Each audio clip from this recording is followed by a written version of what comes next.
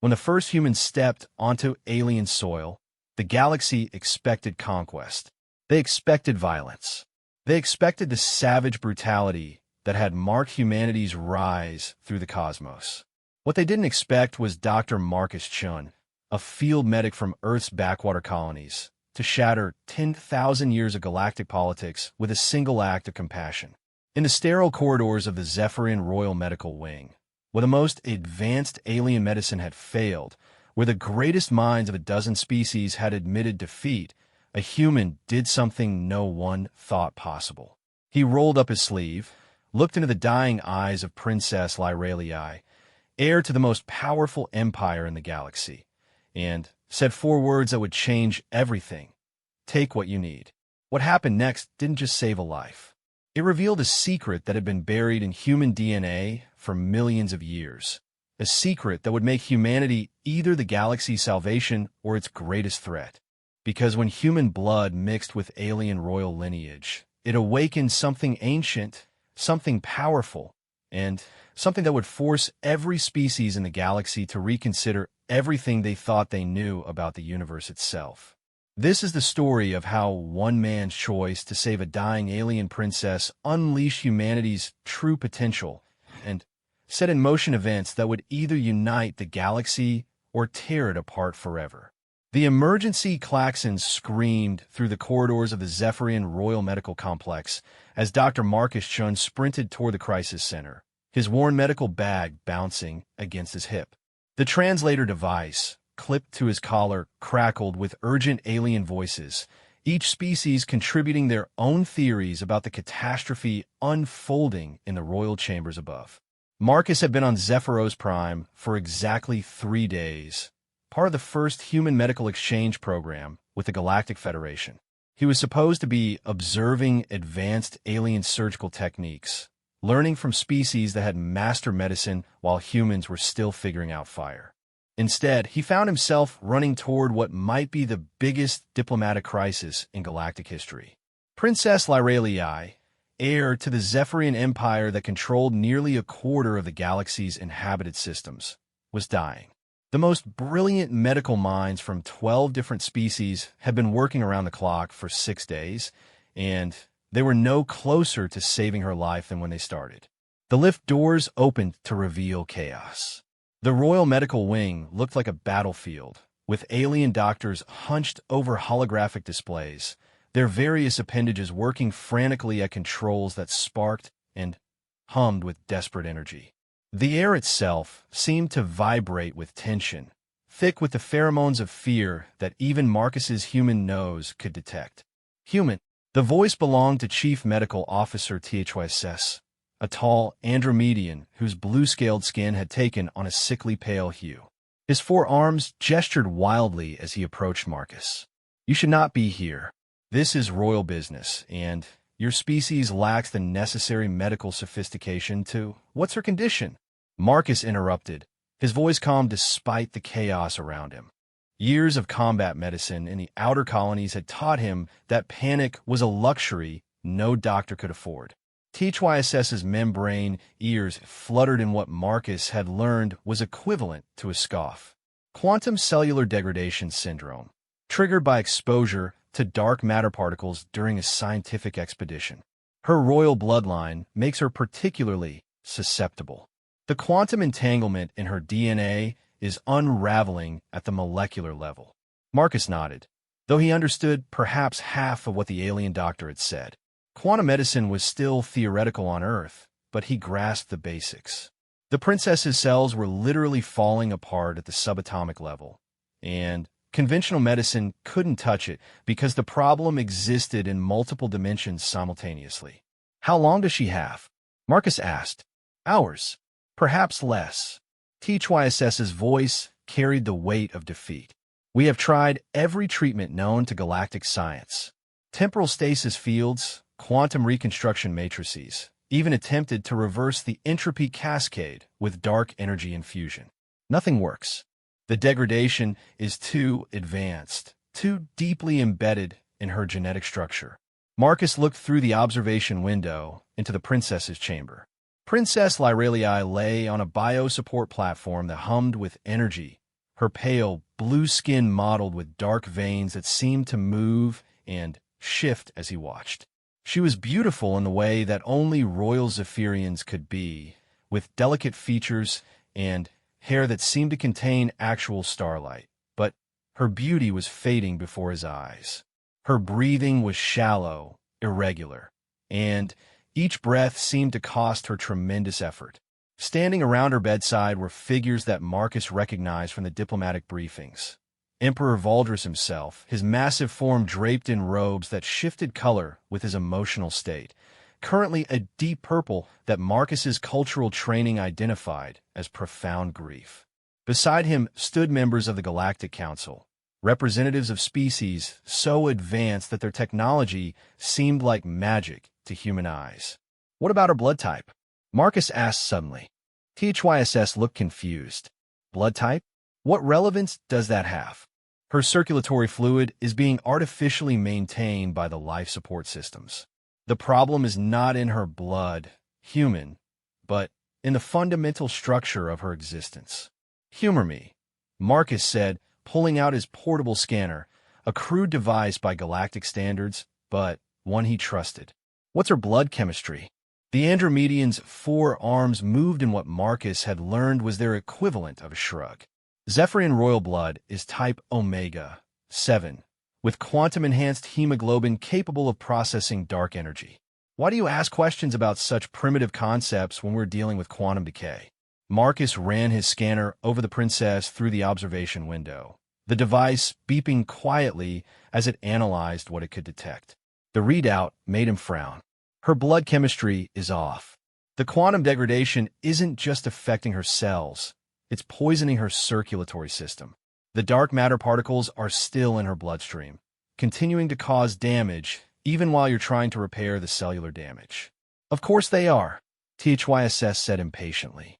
"That is why we have attempted 17 different purification protocols.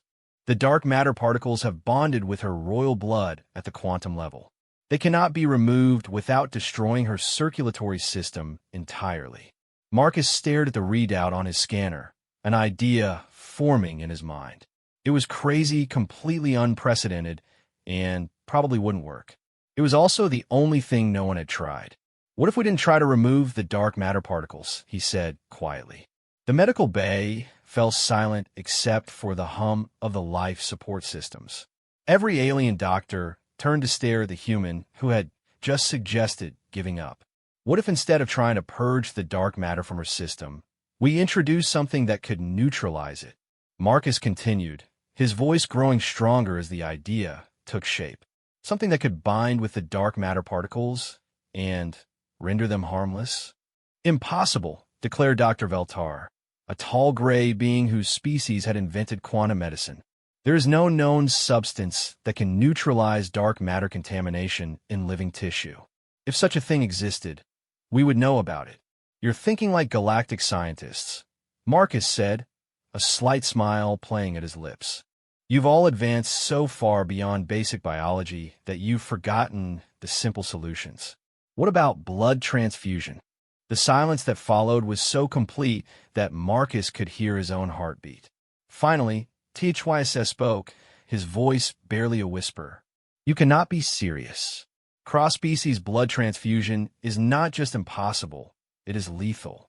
The biological incompatibilities alone would kill her within minutes. And human blood," he gestured dismissively. "Your species has not even achieved quantum coherence in your cellular structure. Your blood is primitive, basic, utterly incompatible with Zephyrian physiology." "Maybe that's exactly what she needs," Marcus said. "Sometimes the most sophisticated problems require the most basic solutions." Emperor Valdris stepped forward, his massive form filling the doorway. When he spoke, his voice carried the authority of someone who ruled star systems. "Human doctor," he said, his words carefully measured. "My daughter is dying. Every cure known to our science has failed. Are you seriously suggesting that your primitive blood could save her when the greatest minds in the galaxy cannot?" Marcus met the Emperor's gaze steadily. "I'm suggesting that sometimes being primitive is an advantage. Dark matter affects quantum coherent systems because it can interact with them at the quantum level. Human blood isn't quantum coherent. It's basic, simple, purely biological. The dark matter particles might not be able to bond with it the same way. And if you are wrong, the Emperor asked, if this crude procedure kills my daughter, then she dies no later than she will anyway, Marcus replied. But if I'm right, he let the sentence hang in the air. Around the room, alien doctors were pulling up holographic displays, running calculations at speeds that made Marcus's head spin. After several minutes of frantic consultation, Dr. Veltar looked up from his computations. The theoretical framework is not impossible, he admitted reluctantly. Human blood lacks the quantum coherence that allows dark matter particles to bond effectively. In theory, a transfusion of human blood could dilute the dark matter concentration while providing a substrate that cannot be corrupted by quantum decay. In theory, HFY added severely. The biological incompatibilities could still prove fatal. Human hemoglobin cannot process dark energy. Human blood cells will not survive in a Zephyrian circulatory system. The pH differences alone could cause massive organ failure. Then, we modify the procedure, Marcus said. Partial transfusion, carefully monitored. Replace just enough of her blood to dilute the dark matter contamination while keeping enough of her original blood to maintain biological function. Emperor Valdris looked down at his dying daughter, then back at Marcus. You would risk your own life for her? A human giving blood to save a Zephyrian princess? Marcus was already rolling up his sleeve. I didn't become a doctor to let people die while I stood around debating theoretical incompatibilities. The next hour passed in a blur of frantic preparation. Alien medical technology adapted human blood for Zephyrian physiology, adjusting pH levels, modifying oxygen capacity, adding synthetic quantum buffers to prevent immediate rejection. Marcus lay on a bio bed while machines he couldn't begin to understand drew his blood, processed it, and prepared it for the most unprecedented medical procedure in galactic history. Are you certain about this? Chief Medical Officer THYSS asked as they prepared to begin the transfusion. Once we start, we cannot reverse the process. Your blood will become part of her circulatory system permanently. Marcus looked through the window at Princess Lyralii, her breathing growing weaker with each passing moment. I'm certain. They started slowly, replacing her blood in careful increments while monitoring every biological system imaginable. At first, nothing seemed to change. Her vital signs remained weak, her breathing shallow. The dark veins continued to spread across her pale skin. Then, 20 minutes into the procedure, something remarkable happened. The dark veins began to fade.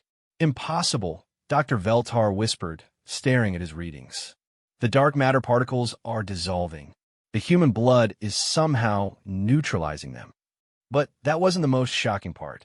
As Marcus's blood mixed with the princess's, something unexpected began to happen to both of them. Marcus felt a strange, tingling sensation spreading through his body, starting with the transfusion tubes connected to his arm and radiating outward. It wasn't unpleasant, exactly, but it was unlike anything he had ever experienced. Princess Lyralii's eyes suddenly opened. They weren't the pale blue eyes of a typical Zephyrian royal. They glowed with a soft golden light that seemed to come from within, and when she looked at Marcus through the observation window, he felt a connection form between them, something deeper than thought, deeper than consciousness. For a moment, he could feel what she felt, sense what she sensed, and the experience was overwhelming. What is happening? Emperor Valdris demanded, but the medical staff was too shocked to respond. Princess Lyralii sat up slowly, the biosupport systems falling away from her now healthy form. Her skin had returned to its normal pale blue, but there were subtle changes, patterns of gold that seemed to flow beneath her skin like living tattoos, and her hair now contained not just starlight, but something that looked like captured aurora. I can feel him, she said, her voice stronger than it had been in days. The human. I can sense his thoughts, his emotions. We are connected. Marcus tried to sit up, but the room spun around him. The connection he felt with the princess was growing stronger, not weaker, and through it came sensations and knowledge that his human brain wasn't equipped to process. He could feel the vastness of space, the quantum fluctuations that governed reality at the subatomic level, the flow of dark energy through the galaxy itself. The blood mixing has created a quantum entanglement between them, Dr. Veltar said, his voice filled with awe and terror. But this should be impossible. Human blood cannot achieve quantum coherence. It lacks the necessary. He stopped mid-sentence, staring at his scanner readings. No, this cannot be right. What is it? The Emperor demanded. The human's blood, Dr. Veltar whispered. It's not just quantum coherent now. It's more coherent than pure Zephyrian royal blood. The mixing has somehow enhanced both of their quantum signatures beyond anything we've ever recorded. Princess Lyralii stood up, and as she did, every piece of technology in the room began to resonate with her presence. Computer displays flickered, showing readouts in languages that didn't exist. The artificial gravity fluctuated. The lights began to pulse in rhythm with her heartbeat. "Father," she said, turning to the Emperor, "I can see them. All of them. Every ship in our fleet, every world in our empire. I can feel the quantum threads that connect all things." She looked at Marcus, her golden eyes wide with wonder and fear. "And through him, I can sense something else. Something in human space. Something vast and ancient and—" She collapsed. The medical alarm screamed as her vital signs spiked and then dropped to nearly nothing. Marcus felt the same sensation, his consciousness suddenly expanding beyond the confines of his physical body before snapping back like a rubber band, leaving him gasping on the biobed. "What happened?" Emperor Valdris roared, but the medical staff was scrambling to stabilize both patients. As Marcus drifted in and out of consciousness, he heard Dr. Veltar's voice, filled with a mixture of fascination and dread. The quantum entanglement between them just triggered something. A signal of some kind broadcast across the galaxy. And it's being answered. Ships are moving in human space.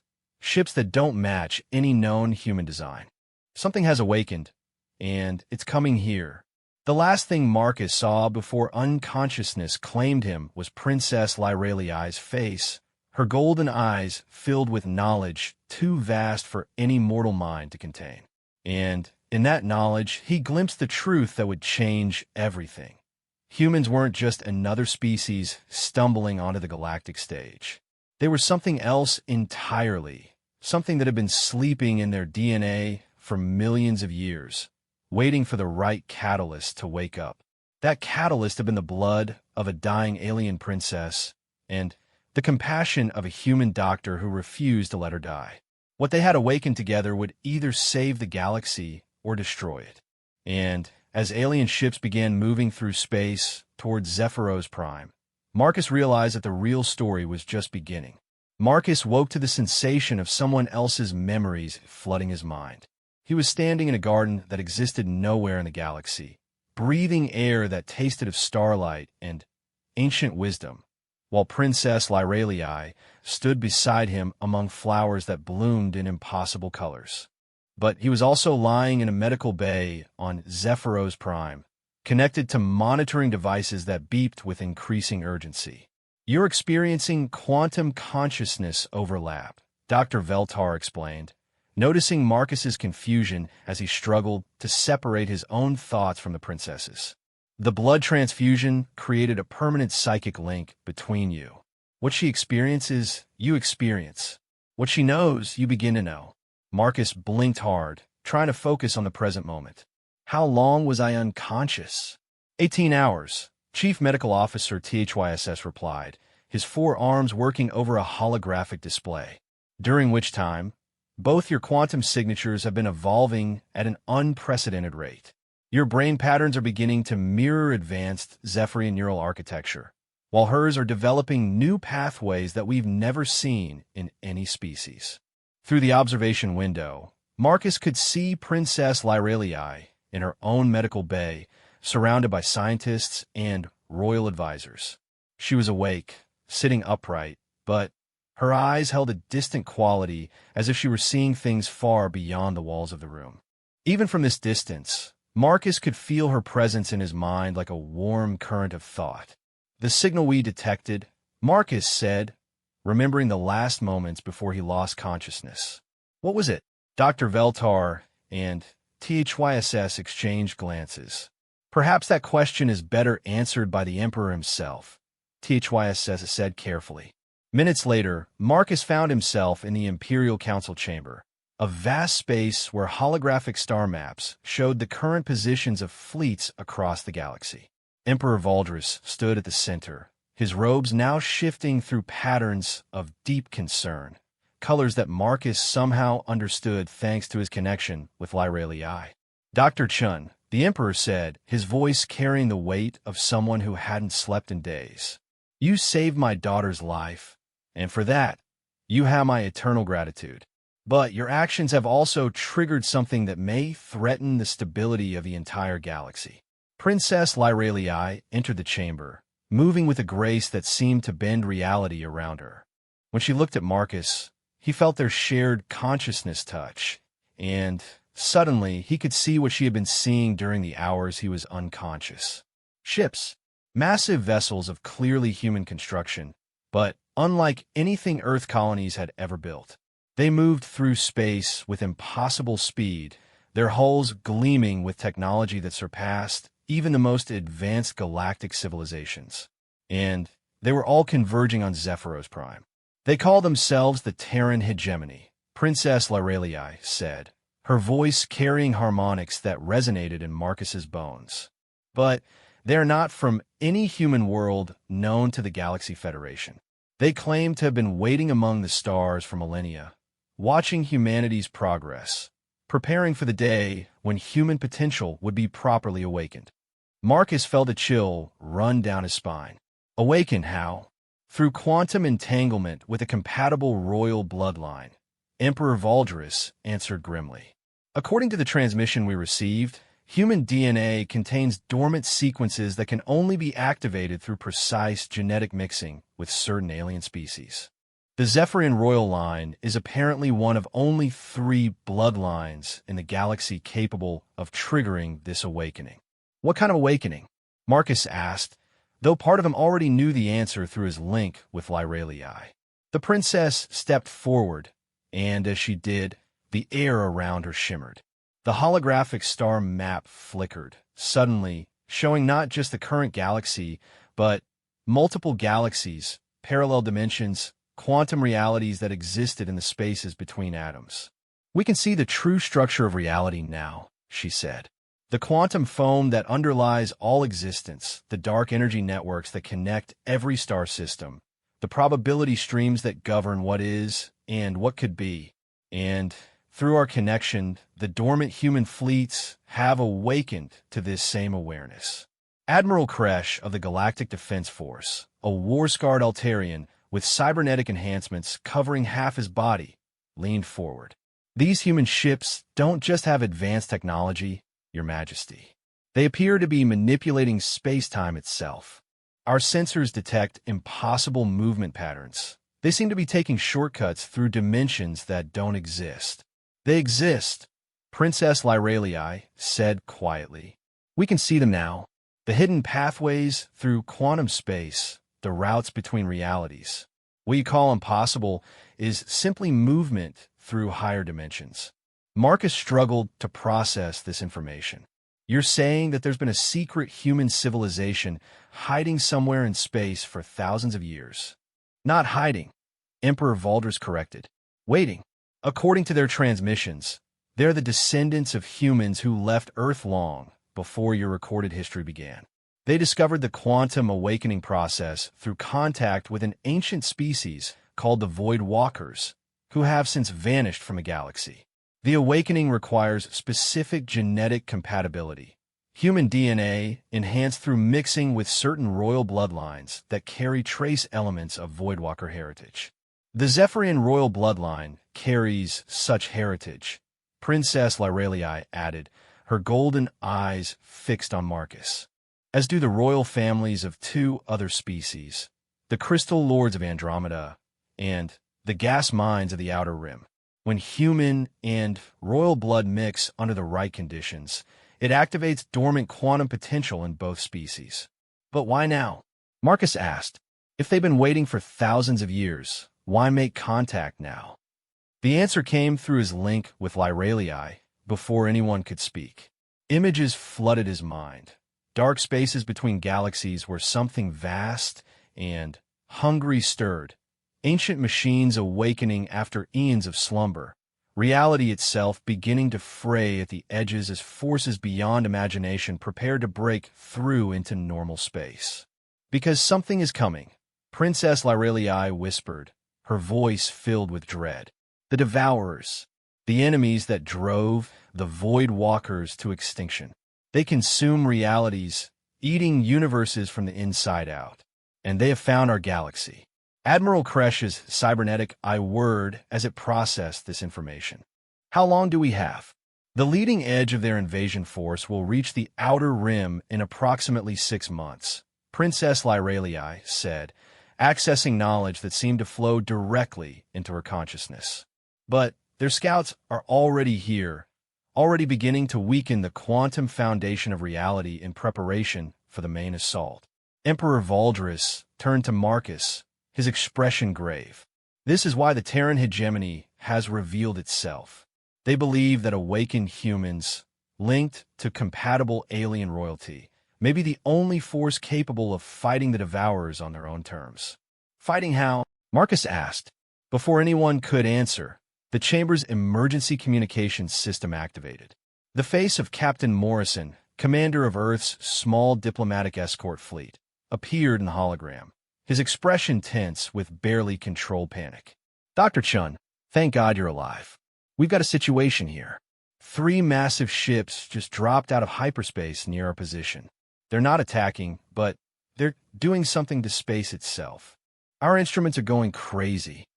Through the chamber's viewing ports, Marcus could see the ships Captain Morrison was describing. They were beautiful in a way that defied description, their hulls seeming to be constructed from crystallized space-time itself. As he watched, one of the ships extended what looked like a docking tube toward the Zephyrian station. They wish to meet with us, Princess Lyralii said. The quantum entanglement between us makes us valuable to them, a proof of concept that the awakening process works.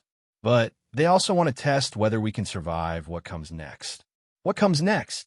Marcus asked, though he was beginning to suspect he didn't want to know the answer. Full awakening, she replied. What we experienced during the blood transfusion was just the beginning.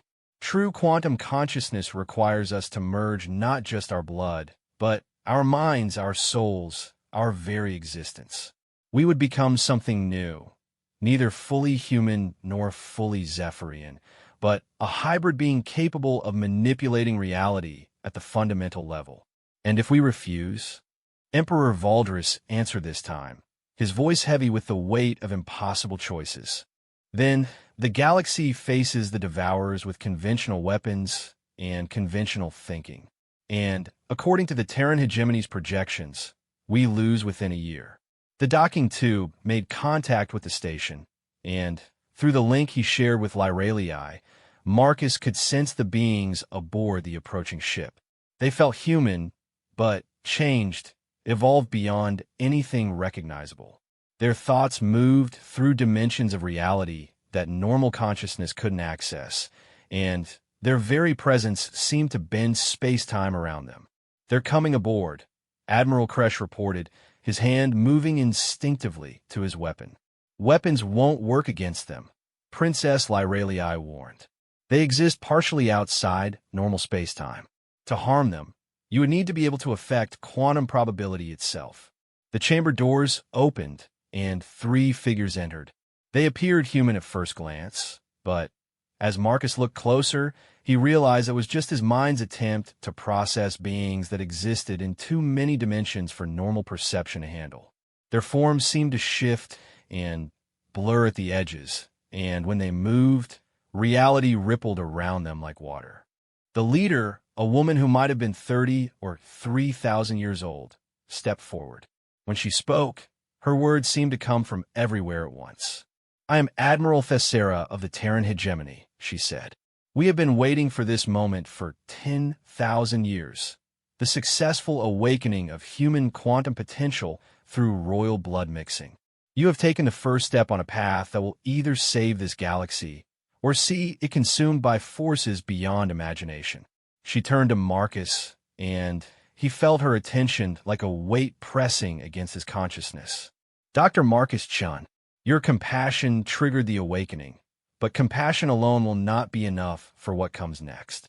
The Devourers feed on the quantum foundations of reality itself. To fight them, you must be willing to become something that can exist in the spaces between atoms, think in the languages of probability, and wage war across multiple dimensions simultaneously." "What are you asking us to do?" Marcus said, though through his link with Lyralii, he already knew. "Complete the merger," Admiral Thessera replied. "Join your consciousness fully with Princess Lyralii's. Become a true quantum hybrid, capable of wielding reality itself as a weapon. The process is difficult. Many do not survive it. But those who do become living weapons against the forces that would unmake existence itself." Princess Lyralii stepped closer to Marcus, and he could feel her thoughts mixing with his. She was afraid, terrified of what they were being asked to become, but she was also determined. Through their link, she shared the vision she had been receiving. Entire star systems consumed by writhing darkness, planets stripped down to quantum foam, civilizations of trillions reduced to scattered atoms as the Devourers fed. "If we do this," Marcus said slowly, "what happens to who we are now?" "You become more," Admiral Thessera said, "and also less. The individuals you will be preserved within the hybrid consciousness you become, but you will also be something entirely new, something capable of perceiving and manipulating the fundamental forces that govern reality." Emperor Valdris stepped forward. "And if they refuse?" Admiral Thessera's expression didn't change, but the air around her grew cold. "Then we attempt to fight the Devourers with the limited quantum hybrids we have already created. The odds of success drop from unlikely to impossible, but the choice must be theirs."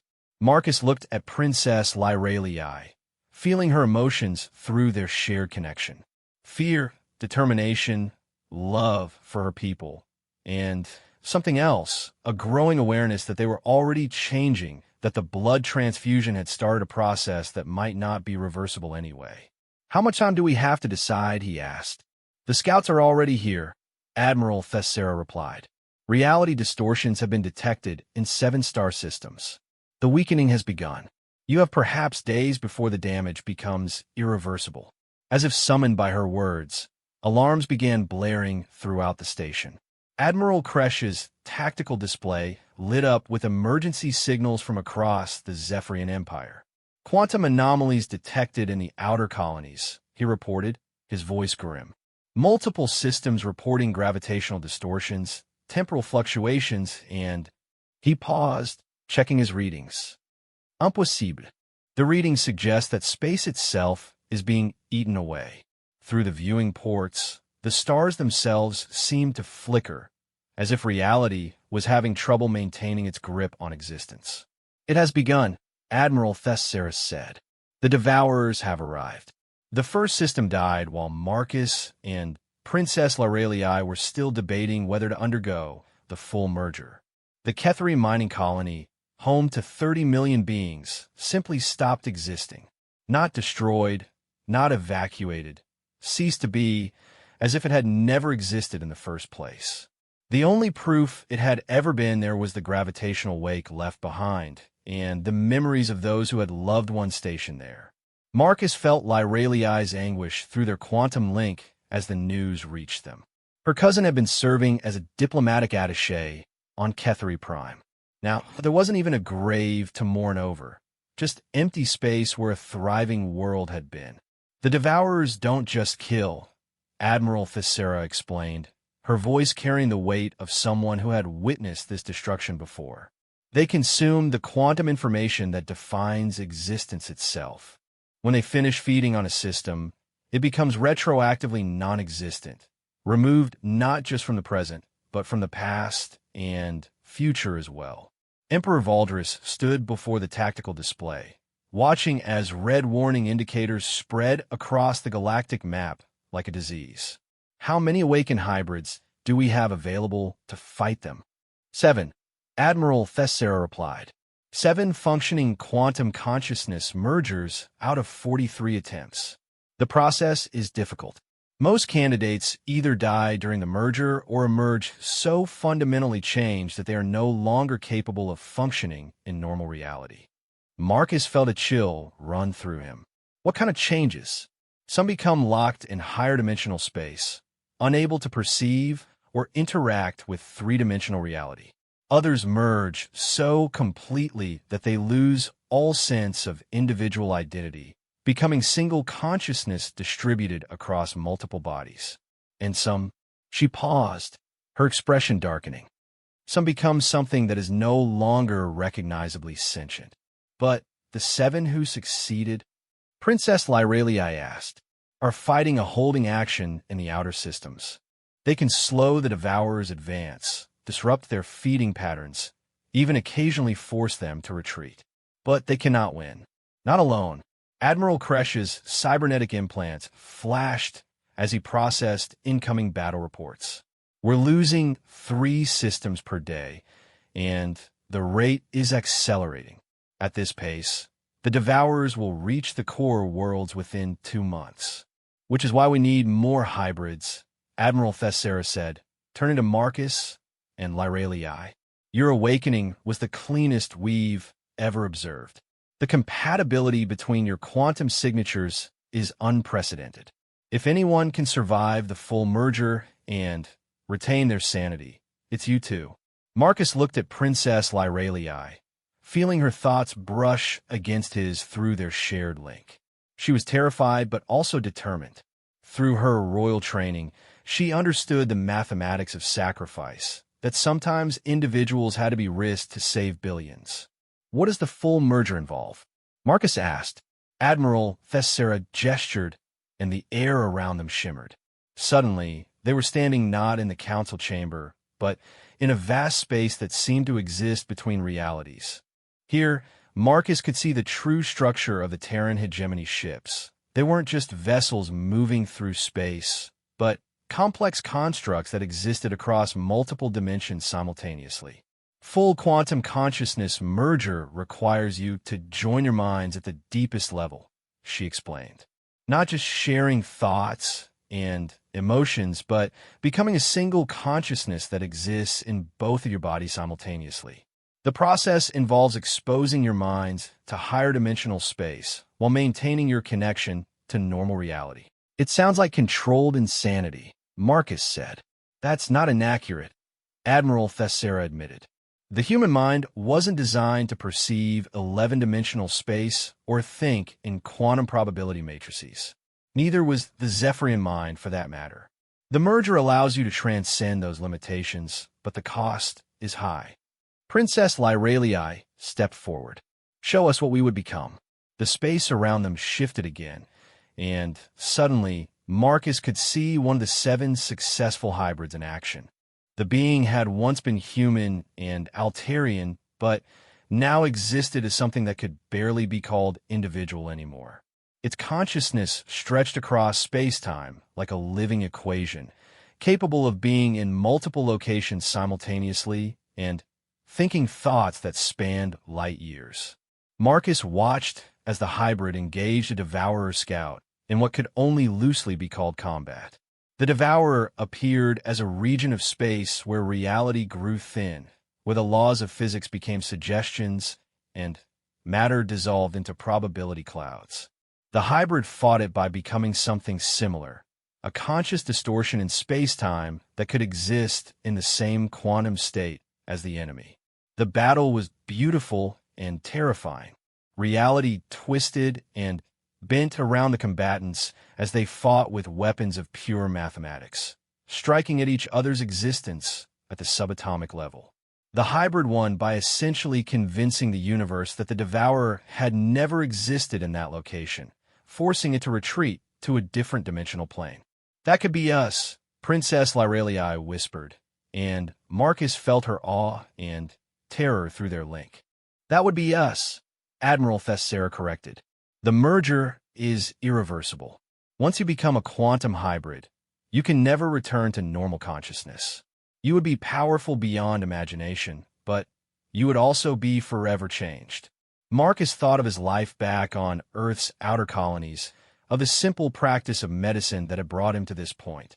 That life seemed impossibly distant now, separated by experiences that normal consciousness couldn't even remember clearly.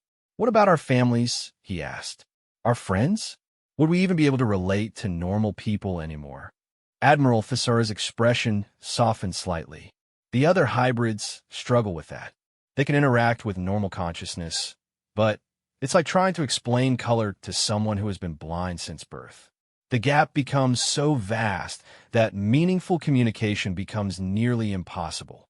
Through their link, Marcus felt Lyralii wrestling with the same questions. She was thinking of her father, of the friend she had grown up with in the royal court, of the simple pleasures that made life worth living. Would any of that matter to a consciousness that could perceive the quantum foam underlying reality? Before either of them could respond, new alarms began sounding. Admiral Kresh's tactical display exploded with emergency indicators. "Devourer breakthrough in the Centauri sector," he reported. "3 systems just went dark simultaneously. They're adapting to our defensive patterns faster than projected." "And there's something else," came Captain Morrison's voice over the communication link. "We're detecting massive energy signatures moving through human space. Ships, or something like ships, heading for Earth itself." Admiral Thessera's composed demeanor cracked slightly. "That should be impossible. Earth is shielded by quantum barriers specifically designed to hide it from Devourer's senses. Unless they found a way to track the quantum entanglement," Princess Lyralii said suddenly. "Our link with Marcus. It creates a unique signature that can be traced back to its origin point." Marcus felt his blood turn to ice. "You're saying I've led them to Earth?" "Not led," Admiral Thessera said quickly, "but potentially provided a navigation beacon. The quantum entanglement between awakened humans and royal bloodlines creates a type of dimensional anchor. If the Devourers can analyze it."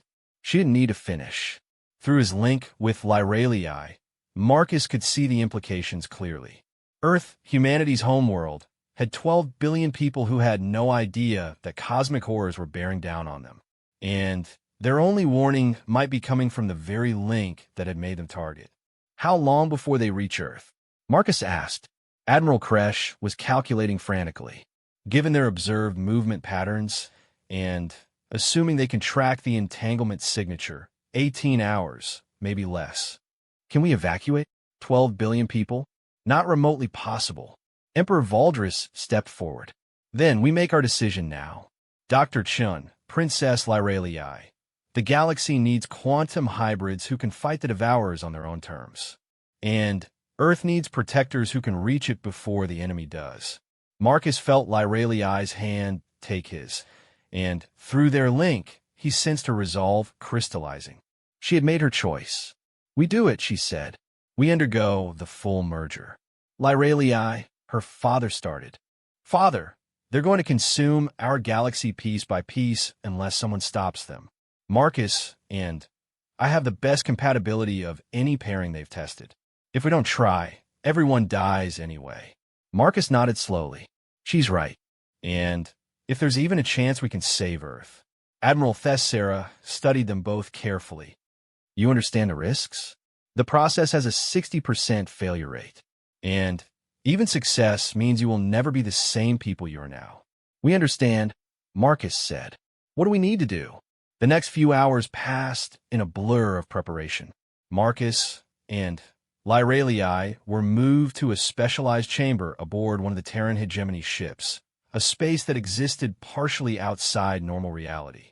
Here, the boundaries between dimensions were thin enough to allow consciousness to expand beyond its normal limits, while still maintaining some anchor to three-dimensional existence. Dr. Veltar and his team worked alongside hegemony technicians to monitor the process, though Marcus suspected they understood perhaps half of what they were observing. The technology involved seemed to operate on principles that hadn't been discovered yet by normal galactic science. The process will feel like dying, Admiral Thessera warned them as they lay on biosupport platforms that hummed with energies Marcus couldn't identify. Your individual consciousnesses will dissolve, and then reform is something new.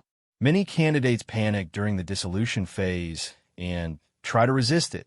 That usually means death or permanent damage. Marcus felt Lyraliai's fear through their link, mixed with determination and something else, trust.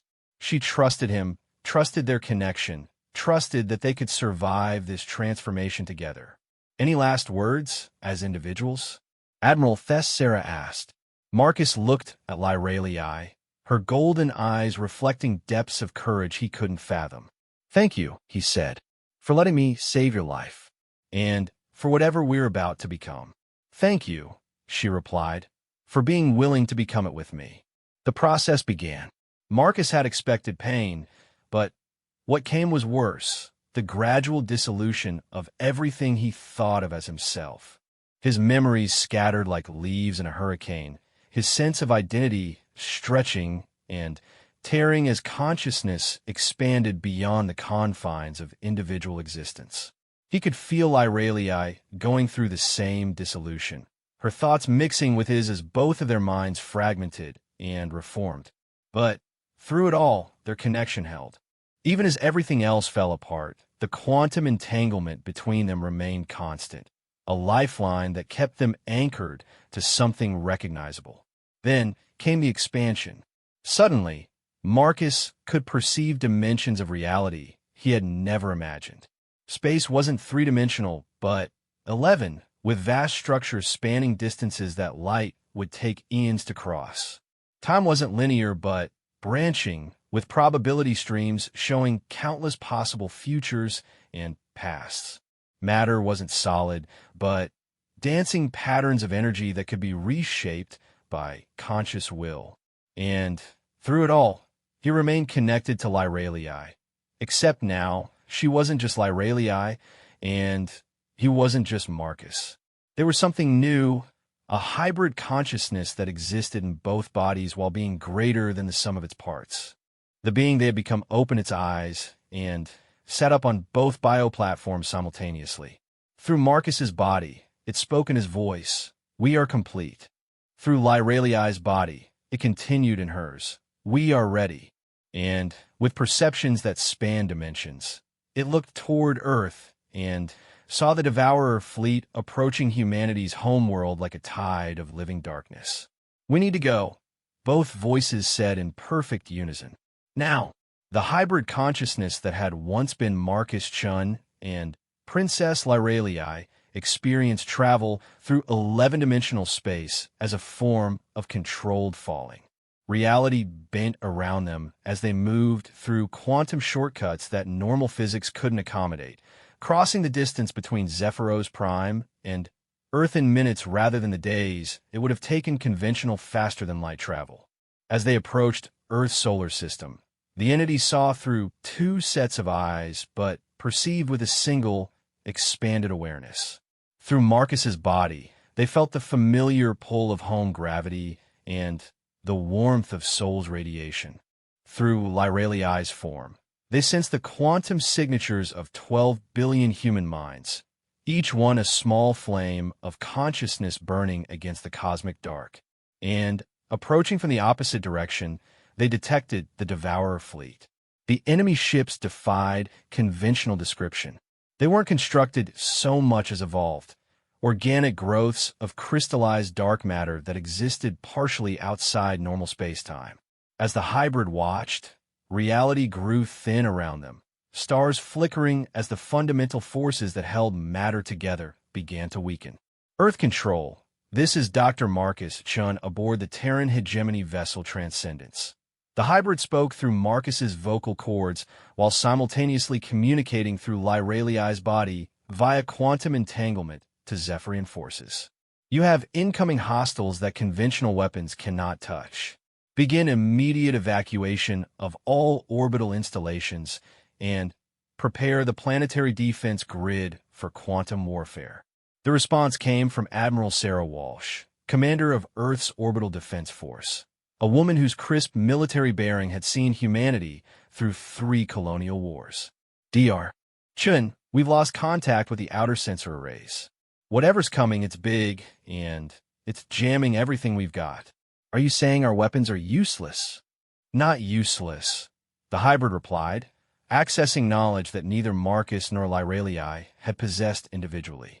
But insufficient. The Devourers exist across multiple dimensional planes simultaneously. To damage them, you need to attack their existence in all dimensions at once. Through their expanded perception, the hybrid could see the true scope of the approaching threat.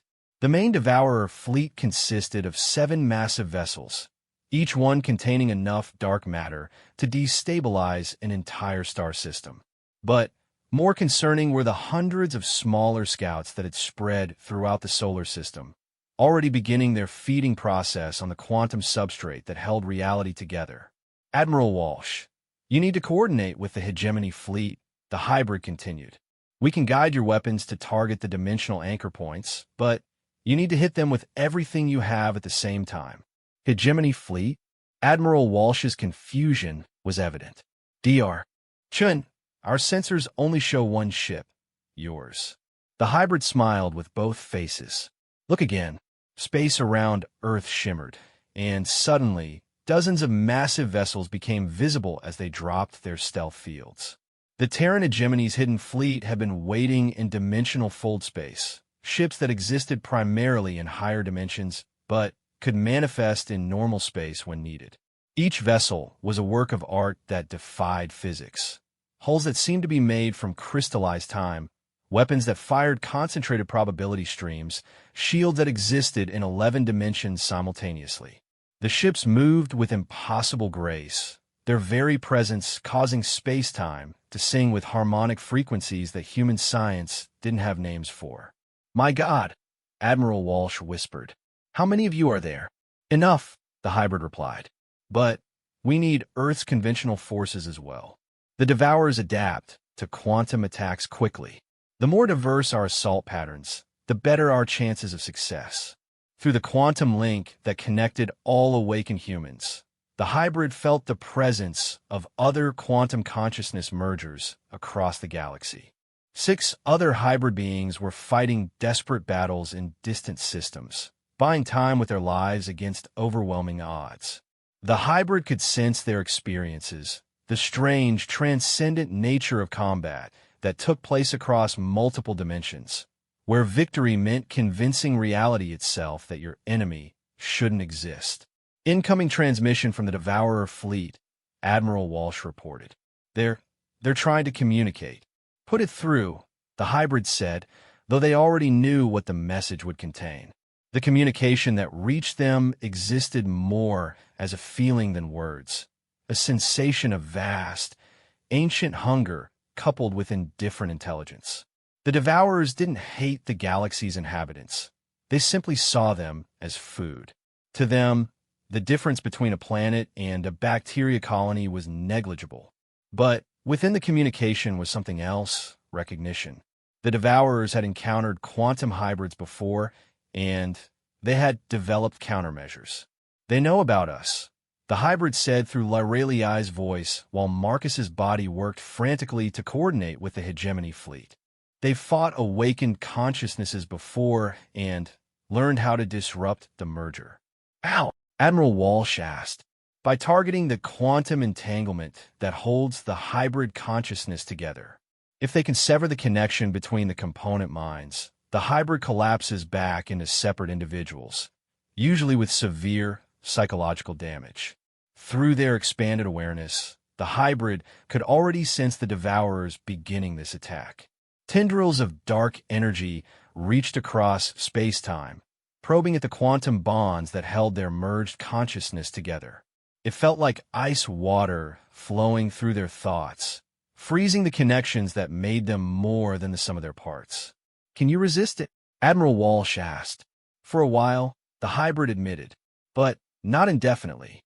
"We need to end this quickly." The battle began as the first Devourer scout reached Earth's outer orbital stations. The hybrid watched through multiple sets of sensors as mining platforms and communication relays simply ceased to exist, consumed by entities that fed on the quantum information that defined matter itself. Earth's defensive grid opened fire, missiles, and energy beams lancing out toward targets that existed partially outside normal space. Most of the attacks passed harmlessly through the Devourer's quantum-shifted forms, but some found their mark thanks to targeting data provided by the hybrid's expanded senses. The Hegemony fleet engaged simultaneously, their impossible weapons creating tiers in space-time that engulfed enemy scouts in cascading probability storms. Watching the battle was like observing a war between mathematics and physics themselves, with reality bending and warping around the combatants. But the main Devourer fleet was approaching, and the hybrid could sense their true power. These weren't scouts or minor feeding units. These were apex predators that had consumed entire galaxies. All stations coordinate fire on the primary target. The hybrid commanded through both voices, their consciousness splitting to handle multiple tactical situations simultaneously. Target the dimensional anchor at coordinates. The sentence was cut off as the Devourer's psychological attack intensified. The hybrid felt their merged consciousness beginning to separate. Marcus and Lyraliai's individual identities trying to reassert themselves as the quantum bonds between them were systematically attacked. For a moment, the hybrid experienced the terror of dissolution. Not death, but the shattering of self into component parts that might never be whole again. Through Marcus's fading awareness, they felt his desperate love for Earth and determination to protect it. Through Lyraliai's fragmenting thoughts, they sensed her royal duty and willingness to sacrifice everything for the greater good. And in that moment of crisis, something unexpected happened. Instead of fighting the dissolution, the hybrid embraced it. They allowed their consciousness to fragment, but instead of breaking apart completely, they distributed themselves across the quantum entanglement network that connected all awakened humans. Suddenly, the hybrid existed not just in two bodies, but potentially in thousands, every human who carried even a trace of awakened genetic potential. Across Earth, humans began to experience flashes of expanded awareness. Pilots found themselves capable of impossible maneuvers, navigating their fighters through 11-dimensional space. Engineers discovered they could repair quantum-damaged systems by thinking the repairs into existence. Soldiers realized they could see through Devourer stealth fields and target enemies that existed across multiple dimensional planes. "What's happening?" Admiral Walsh gasped as her own awareness suddenly expanded, allowing her to perceive the true scope of the battle. "Evolution," the hybrid replied through 10,000 voices simultaneously. "Humanity's awakening isn't limited to formal mergers with alien royalty. The potential exists in all of you. It just needed the right catalyst." The tide of battle began to turn. Earth's defense fleet, now operating with quantum-enhanced capabilities, began inflicting real damage on the Devourer scouts.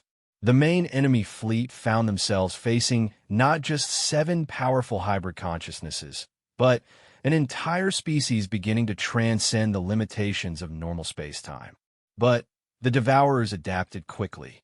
The largest enemy vessel, a construct the size of a moon, began to emit a field that attacked consciousness itself. Humans across Earth cried out in pain as their expanded awareness was forcibly compressed back into normal dimensional perception. The hybrid felt their distributed consciousness being pulled back into Marcus and Lyraliai's bodies, the network of awakened minds collapsing under the Devourer's psychic assault. "We can't maintain the distributed consciousness," they said through gritted teeth. "They're forcing us back into individual forms." "Then, we need another solution," Admiral Walsh replied, her own awareness flickering between expanded and normal perception. What about the other hybrids? Can they help? Through the quantum communication network, the hybrid reached out to their fellow awakened beings across the galaxy. What they found was both inspiring and terrifying. The other 6 hybrids were sacrificing themselves, using their consciousness as weapons in a desperate gambit to strike at the Devourer's central command structure. They're mounting a final assault on the Devourer home construct, the hybrid reported. All remaining hybrids are converging on the enemy's dimensional anchor point. If they can destroy it, the entire invasion fleet will be cut off from their power source. What does that mean for us? It means we need to hold Earth for another 10 minutes while they complete the attack. And it means the hybrid paused, feeling the weight of what they had to do. It means we need to follow their example. Through their link, Marcus and Lyraliai's individual consciousness touched one final time. Both understood what the hybrid was planning, a complete dissolution of their merged awareness, dispersing their consciousness across the quantum foam that underlay reality itself. They would become a living weapon capable of striking at the Devourer's existence on the most fundamental level. But the process would be irreversible. There would be no coming back from such complete dissolution. Do it, Lyraliai's voice whispered through their shared awareness. Together, Marcus's consciousness added. The hybrid began to expand beyond the confines of individual existence, their awareness spreading across the quantum substrate of space-time itself. They became a conscious distortion in reality, a living equation that could rewrite the laws of physics through pure will.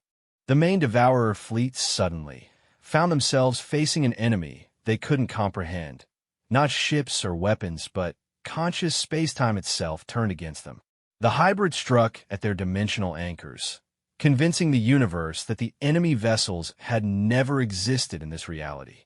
One by one, the massive Devourer ships began to fade from existence, their dark matter forms dissolving as the hybrid systematically deleted them from the quantum substrate of reality. But the effort was costing everything. The hybrid felt their consciousness beginning to fray at the edges, individual thoughts scattering across cosmic distances as they pushed beyond the limits of what any mind could endure. In their final moments of coherent awareness, they felt the success of the other hybrid's mission, a brilliant flare of consciousness across the galaxy as the Devourer home construct was destroyed, cutting the invasion force off from their dimensional power source. The remaining enemy vessels, suddenly, finding themselves stranded in normal space-time without their reality-warping abilities, were quickly overwhelmed by the combined forces of Earth and the Hegemony fleet. As the last Devourer ship was destroyed, the hybrid consciousness began its final dissolution. But instead of simply fading away, something unexpected happened. The quantum entanglement network they had created across Earth's population caught their dissolving awareness, distributing it safely among 12 billion minds. Marcus Chun and Princess Lyraliai woke up in the medical bay of Admiral Walsh's flagship, their individual consciousnesses restored but forever changed by what they had experienced. They were no longer the hybrid entity they had become, but they retained traces of that expanded awareness. And, more importantly, they had awakened something in humanity that could never be put back to sleep. Status report? Marcus asked, his voice hoarse from the ordeal. Admiral Walsh smiled, though her expression carried the weight of someone who had witnessed the impossible. All Devourer forces eliminated or retreating. Earth is secure, and, according to our quantum sensors, similar victories are being reported across the galaxy. The invasion has been stopped. Lyraliai sat up slowly, her golden eyes now carrying flecks of starlight that seemed to move on their own. What about the awakening? The expanded consciousness? Spreading, Admiral Walsh replied. Slowly but steadily. It seems that once the potential is activated in a population, it begins to propagate naturally. Humanity is evolving, Dr. Chun. And, thanks to what you two did, we're doing it safely. Marcus felt a hand slip into his, Lyraliai's, though they no longer shared the total consciousness merger they had experienced. They were individuals again, but connected in ways that normal romance couldn't encompass. What happens now, he asked.